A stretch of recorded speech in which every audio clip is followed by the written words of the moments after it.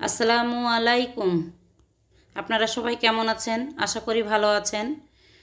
গরমকালে গরম হবে, এটা স্বাভাবিক। মেনে নিতে পারলে খুব ভালো লাগবে, না মেনে নিতে পারলে শরীরের মনের দুইটাই কষ্ট।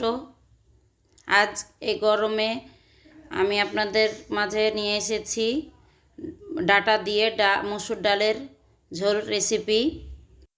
এই ডালটা এর আগে যখনই রান্না করেছি আমার পরিবারের সবাই খুব পছন্দ করেছে। এইখানে ডাটা পরিমাণ মতো নিয়ে নিয়েছি। ডালের চাইতে ডাটার পরিমাণটা একটু কম হবে।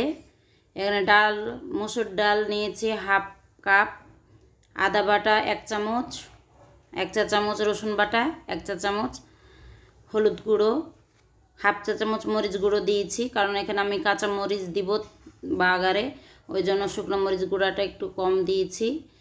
আর এখানে হাফ চামচ লবণ দিয়ে প্রেসারে সিটি দিয়ে নিব প্রায় 3-4টা মতো। এখানে তেজপাতা দিব, একটা তেজপাতা টুকরো করে কেটে দিয়েছি, আর ধনিয়া গুঁড়া দিয়ে আমি 3টা থেকে 4টা সিটি দিয়ে এটা বাগার দিয়ে দিব। বাগারে দিয়েছি 4টা পেঁয়াজ, শুকনো মরিচ 3-4টা কাঁচা মরিচ কুচি করে কেটে দিয়েছি, আর রসুনের পরিমাণটা একটু বেশি দিতে হবে।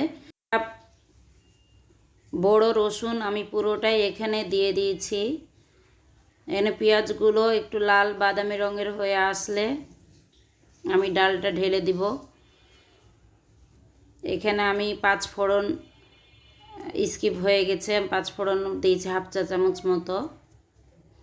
5 ফোড়নের ফ্লেভারটা অন্যরকম একটা স্বাদ আসে মসুর ডালের রেসিপিতে, এটা সবাই জানেন। দিয়ে আমি এখানে জাল দিয়ে নিব প্রায় 5-7 মিনিট মতো। জাল দিয়ে একটু ঘন হয়ে আসলে ডালটা নামিয়ে নিব জিরা গুঁড়া দিয়ে, শুকনো ভাজা জিরে গুঁড়া দিয়ে। দেখুন এরকম থাকবে ডালটা। ডাটা দিয়ে ডালের ঝোল খুব ভালোই লাগে খেতে, এবং বাসার সবাই পছন্দ করবে, বারবার রান্না করতে বলবে। আজ এ পর্যন্ত। পরবর্তী ভিডিও পেতে চাইলে কমেন্টে অবশ্যই জানাবেন।